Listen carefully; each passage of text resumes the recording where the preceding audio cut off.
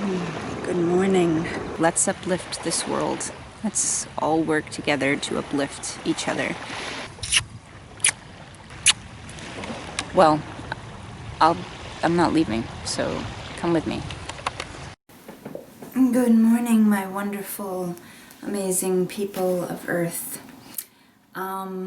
So I recorded myself meditating because as part of this course, I wanted to show you what Kriyas look like.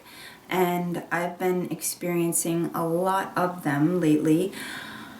During meditation, they happen quicker and they're a little bit more intense. And this is my kitten, Piper. He's a little crazy. We thought she was a girl, so we named her Piper, him, and then found out that he was actually a boy, but he's the sweetest thing in the entire world. Anyway, I feel like Dr. Evil.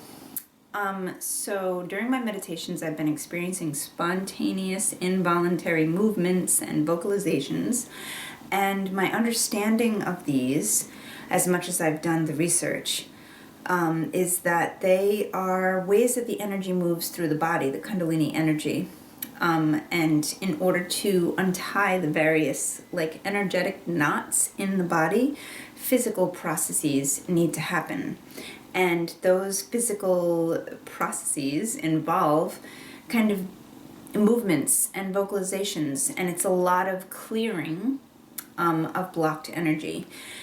And you can actually feel it. I've already recorded these, so I can tell you how I felt during the meditations. Pure bliss, just wonderful, amazing openness. And when I was doing the vocalizations, in particular, they vibrated in specific parts of my body. It felt like they were vibrating in parts of my body that were near chakras.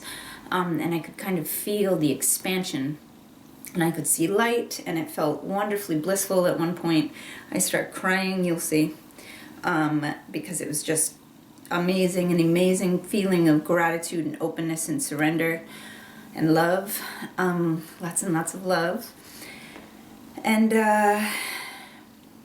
let's see, what else is there? The one that I do resist, that I have trouble with, I should say, is when my neck goes back, and my neck is still sore from that happening, and when the vocalizations occur for longer periods of time.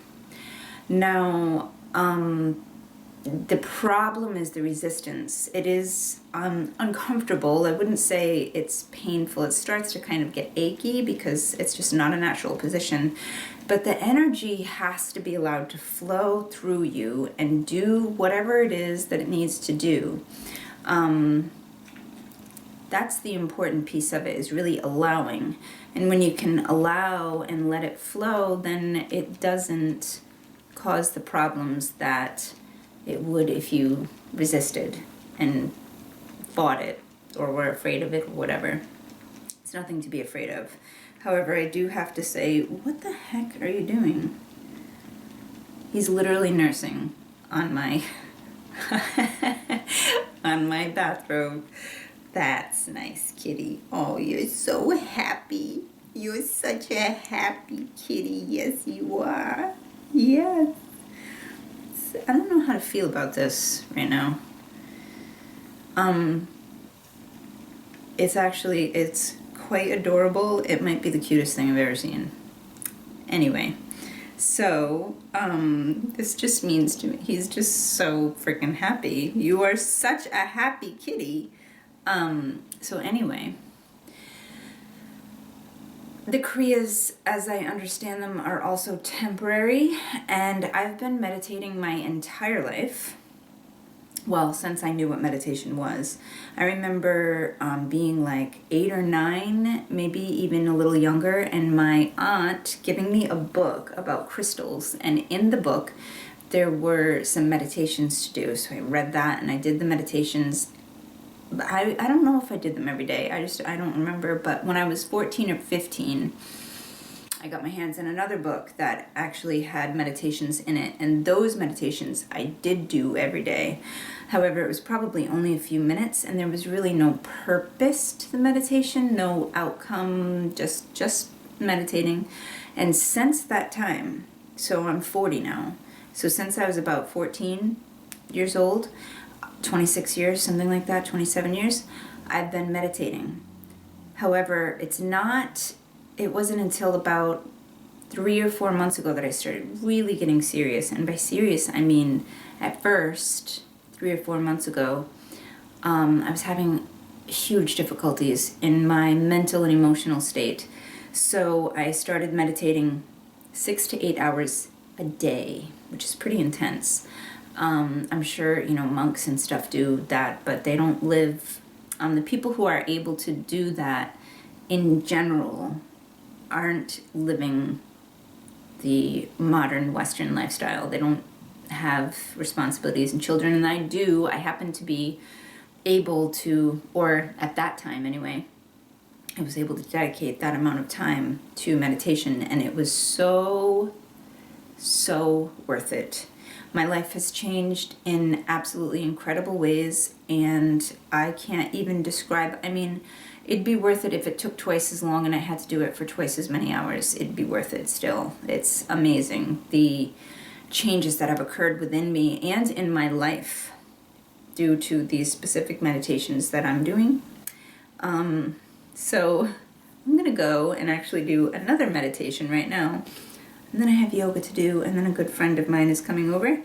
But I wanted you to see the Kriyas and see what's going on for me, and if you continue on this journey, what will happen for you too. Kriyas are something that they're very natural, and they occur for everyone who is on the spiritual path. Everyone who progresses will get to a point where these involuntary movements and vocalizations start to happen. They happen in every culture, every religion.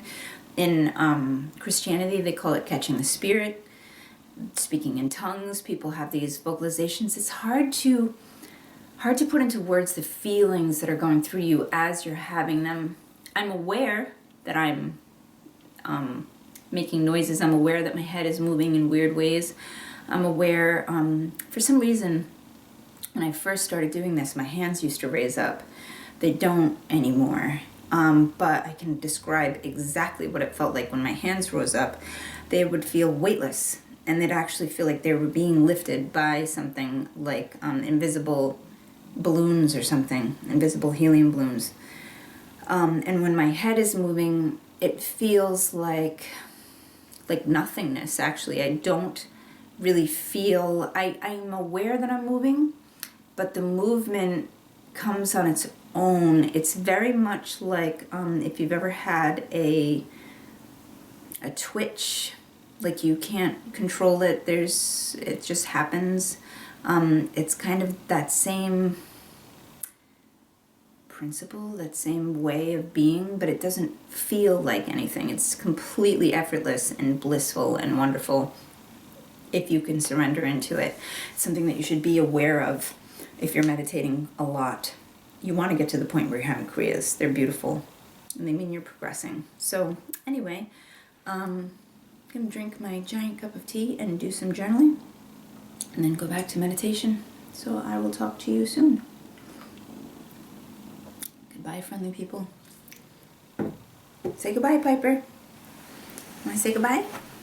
Say bye. He's so annoyed.